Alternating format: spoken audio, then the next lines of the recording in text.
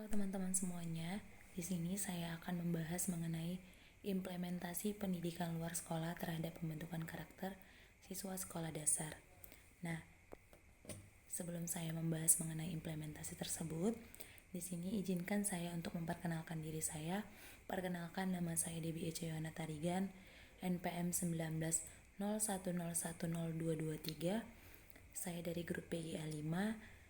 Ini merupakan tugas dari mata kuliah pendidikan luar sekolah dasar oleh dosen pengampu Ibu Bertaria Sohnata Hutauruk M.Hum. Nah, langsung saja kita masuk kepada pembahasan yang pertama mengenai abstrak.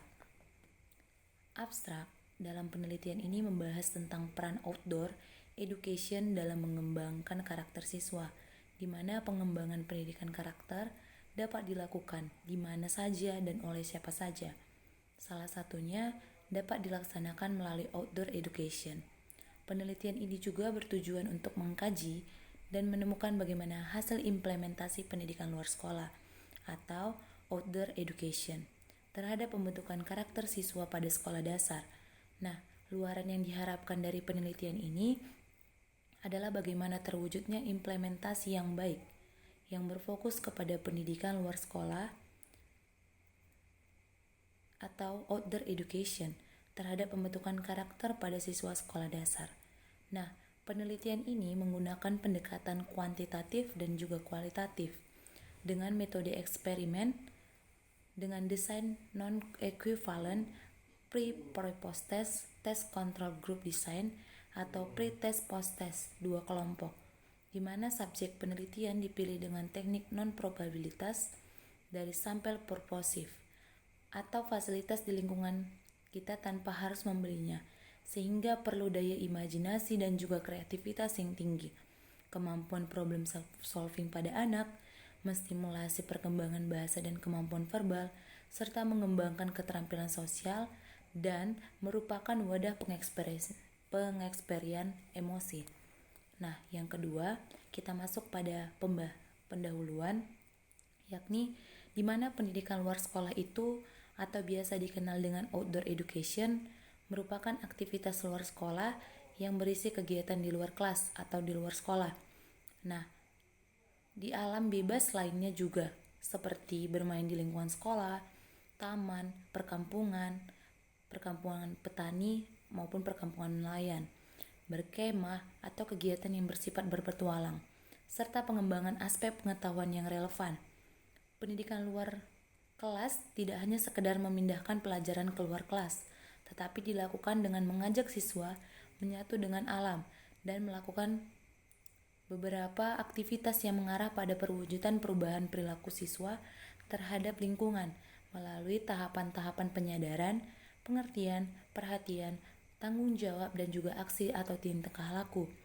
Pendidikan luar kelas mengandung filosofis, teori, dan praktisi dari pengalaman dan pendidikan lingkungan. Nah, yang ketiga kita masuk kepada metode.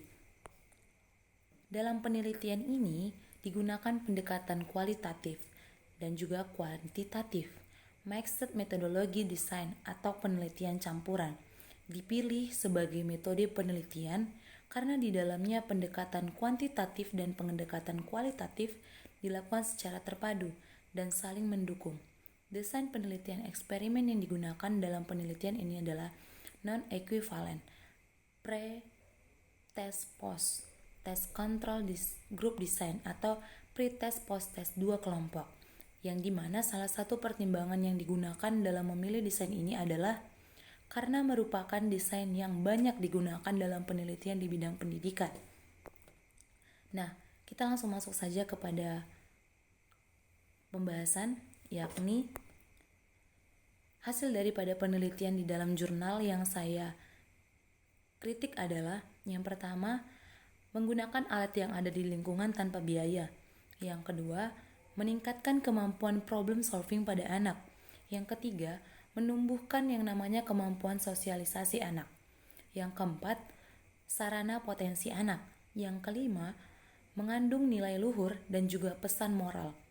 Nah, penelitian dan aplikasi mengenai outdoor education sudah banyak dilakukan di negara-negara lain, sama seperti di Indonesia. outdoor education yang diterapkan di negara-negara lain pun diharapkan dapat menumbuhkan nilai-nilai yang dapat bermanfaat bagi kehidupan murid baik di masa sekarang maupun di masa yang akan datang. Nah, sebagai contoh, Singapura. Singapura adalah negara yang memasukkan outdoor education di dalam sistem pendidikan mereka sejak bertahun-tahun yang lalu. Nah, kelebihan jurnal yang saya kritik yang pertama, sistematika penulisan telah tersusun dengan baik dan jelas, mulai dari judul penelitian, nama penulis, abstrak, pendahuluan, tinjauan pustaka, metode, hasil dan pembahasan, kesimpulan saran, serta daftar pustaka. Yang kedua, metode yang digunakan penulis juga dalam penelitian ini sudah tepat dan juga sesuai dengan fokus penelitian. Nah, yang ketiga, penulis juga menjelaskan bagaimana secara jelas dan juga rinci hasil yang ia dapatkan dari penelitian. Nah, untuk kelemahan jurnal, saya menemukan penulis tidak menuliskan kelebihan dan juga kekurangan dari metode yang digunakan. Yang kedua, masih terdapat beberapa penulisan kata dan juga penulisan tanda baca yang salah. Yang ketiga, abstrak yang dibuat oleh penulis hanya dalam bahasa Indonesia saja. Kemudian, kesimpulan daripada jurnal yang saya kritik atau CGR yang saya kritik adalah berdasarkan hasil pengolahan dan analisis datanya, disimpulkan bahwa nilai-nilai pendidikan luar sekolah atau outdoor education sebagai landasan atau fondasi pembentukan karakter siswa bagi para guru penjas atau guru lainnya hendaknya memahami dan menerapkan pendidikan luar sekolah sebagai salah satu upaya pembentukan karakter melalui pembelajaran di sekolah. Bagi para siswa agar memiliki kesadaran yang tinggi tentang pentingnya olahraga dan juga kesehatan, sehingga siswa memiliki motivasi yang sangat tinggi untuk berpartisipasi di dalam pembelajaran dan menyadari nilai-nilai yang dasar yang terkandung dalam pendidikan. Nah, untuk lembaga diharapkan hasil penelitian ini menjadi sumbangan ilmu pengetahuan yang akan bermanfaat bagi semua pihak dan penulis, yang diharapkan kepada pihak lembaga agar penelitian ini dilakukan kembali dengan sampel yang lebih besar guna menghasilkan yang namanya penelitian yang semakin hari akan semakin baik daripada sebelumnya. Nah, saran dari saya yakni agar pembaca dapat memenuhi tugas mata kuliah di kampus dan juga dapat berguna bagi seluruh pembaca yang telah meluangkan waktunya dalam membaca, dan semoga dapat menambah wawasan dan juga informasi dari bacaan ini. Baik, terakhir kata, segala penulisan kata dan juga dalam bahasa di dalam paper laporan ini penulis minta maaf. Terima kasih.